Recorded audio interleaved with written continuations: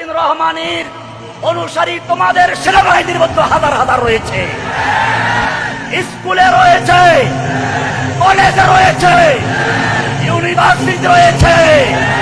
জেনে রাখো, এদেশের ওলামায়ে কেরামদের মধ্যেও একদল আলেমে সু লুকিয়ে আছে, যারা দিনের পরে তারা গোলামি করতে।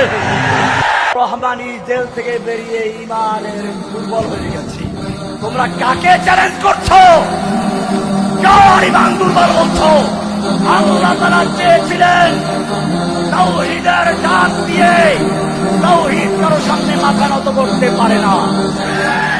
ফরদে মুমিন বাতিল से हरगिज़ खौफ का सकता नहीं, सर कटा सकता है लेकिन सर झुका सकता नहीं।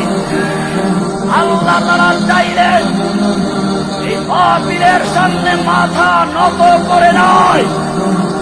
তাওহীদের ঈমানদাররা কখনো মাথা নত করতে জানে না। ফরদে মুমিন বাতিল से हरगिज़ खौफ का सकता नहीं, सर कटा सकता है लेकिन सर झुका सकता नहीं। সম্মানের সঙ্গে মাথা উঁচু করে বের করে নিয়ে এসেছেন। কোন জালিমের শর্ত মানার কোন প্রয়োজন হয় নাই, কোন জালিমের কোন সুযোগ সুবিধা নেওয়ার প্রয়োজন হয় নাই। আমাকে প্রশ্রয় দেওয়ার জন্য নিয়ে যাওয়া হয়েছে। আল্লাহ রাব্বুল আলামিন ওদের কলিজার মধ্যে ভয় ঢুকিয়েছিলেন, কারো গুলি করার সাহস হয় না। ভাইয়েরা আমার, আমার এই জীবন আপনাদের আল্লাহর রহমতের এটা আমার বোনাস জীবন। আমি কখনো কল্পনাও করতে পারি নাই আমাকে আবার এই জীবনে আসার কথা। আমার একটা বইতে আগে লিখেছিলাম, দিন কায়েমের সঠিক পথ বইতে আমি উল্লেখ করেছিলাম। ওদের চক্রান্ত হলো রাস্তার এক পাশে যদি দেখো মোল্লা ওপর বক্তব্য দিচ্ছে, তাহলে রাস্তার অপর প্রান্তে তার বিরুদ্ধে মোল্লা ভর্তিকে তৈরি করে দাও। রাস্তার এক পাশে যদি দেখো জসিমউদ্দিন রহমানের একটা দিচ্ছে, রাস্তার অপর পাশে ফরিদউদ্দিন মাসুদদেরকে দাঁড় করিয়ে দাও। যদি বাংলাদেশে থাকতে চাও, বাংলাদেশে যদি থাকতে চাও, বাংলার জমিনে বসবাস করতে চাও, আজকে থেকে এদেশের তাওহীদি জনতাকে জঙ্গিবাদ বলা বন্ধ করো।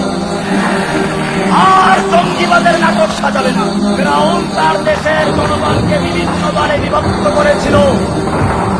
এখনো ভারতের হাসিনার লুকিয়ে থাকা এই দেশের ৫ গোলামেরা, শুধু ৫ গোলাম বলতে আমি গোয়েন্দাদেরকে বলছি না, পুলিশ আওয়ামী লীগকে বলছি না, এদেশের ওলামায়ে কেরামদের মধ্যেও একদল আলেমে সু লুকিয়ে আছে, যারা হাসিনার পরে তারা গোলামি করতে।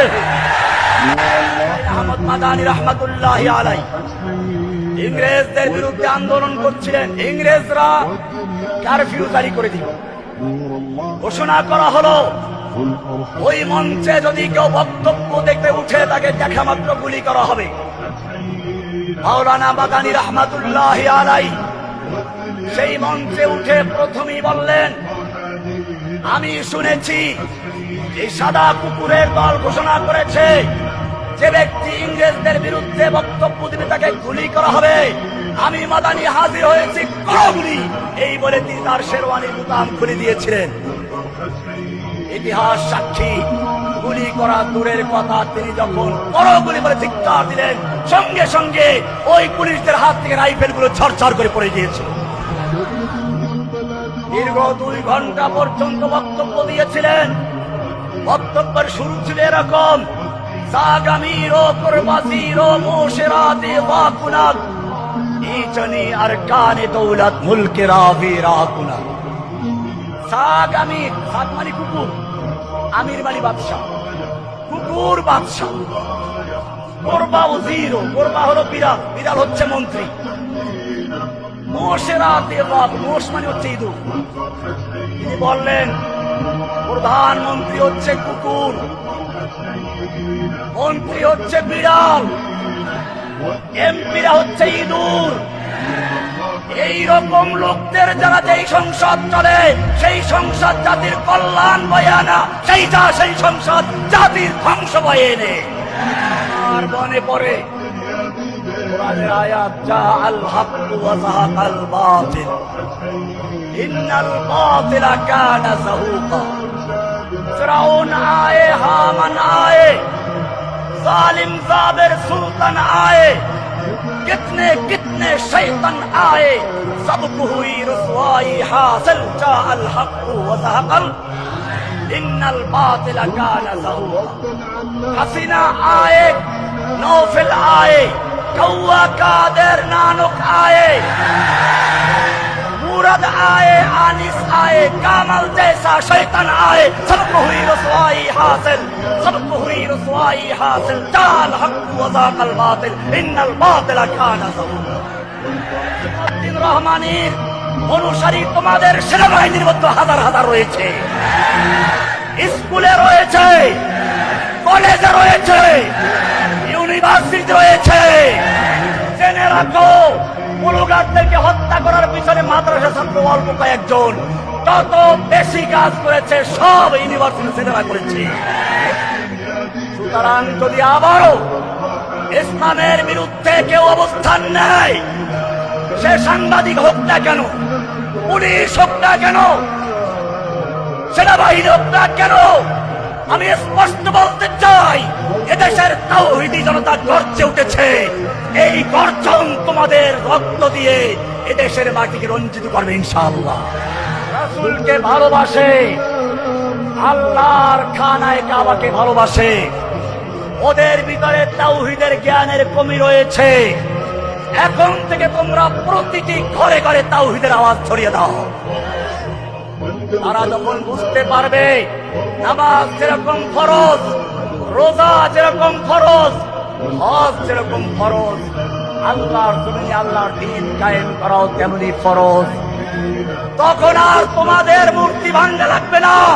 ওই তাওহীদি জনতার গণজোয়ার শুধু মূর্তি ভাঙবে না, তাদের জাহির তসতস করে দিয়ে বাংলাদেশের সংসদে কালেমার পতাকা পত্র উড্ডীন করে ছাড়বে ইনশাআল্লাহ। সেজন্য যুবকদেরকে আমি বলবো, আবেগ দিয়ে নয়, বিবেক দিয়ে সুনির্দিষ্ট পরিকল্পনার মাধ্যমে মুফতি হারুন ইজাহার মাঠে নেমেছেন, মুফতি মাহমুদুল হাসান গুলবি রয়েছেন, এদেশের বড় বড় ওলামায়ে কেরাম মাঠে রয়েছেন। আজকে আমি যেখানেই যাচ্ছি সেখানে একটা যুবকদের বড় অংশকে পাচ্ছি। আমি আশা করি আমরা যদি ঐক্যবদ্ধভাবে কাজ করতে পারি, তাহলে সেদিন বেশি দূরে নয়, যেদিন বাংলাদেশের ব্যাংকে, আদালতে, সংসদে কোরআন ছাড়া অন্য কিছু চলবে না। আমাদের মধ্যে বিভেদ তৈরি করার চেষ্টা চলবে। হেফাজতের নেতাদেরকেও বলবো, আপনাদের বিরুদ্ধেও চক্রান্ত হচ্ছে, হেফাজতকে ভাঙার ষড়যন্ত্র হচ্ছে, এদেশের আলেমদের মধ্যে চক্রান্ত হচ্ছে। আপনারা কোন কাফেরের মুরতাদের ফাঁদে পা না দিয়ে ঐক্যবদ্ধভাবে মাঠে এগিয়ে চলুন। জালিমের যত বড় বাধা উপেক্ষা করে চলুন। মন দিয়ে বাদে মুখালিফ से ना घबराए हो बाप, ये तो चलती है तुझे ऊंचा उड़ाने के लिए। বাতিলের যত বাধা আসবে, বাধার তরঙ্গে তরঙ্গে তোমরা আরো সামনে এগিয়ে যাবে। আল্লাহ তোমাদের সাহায্য করবে ইনশাআল্লাহ। सबक पर फिर सदाकत का, अदालत का, शजाअत का, लिया जाएगा काम तुझसे दुनिया की इमामत का। व आखिर दावाना अनिल हम्दुलिल्लाहि रब्बिल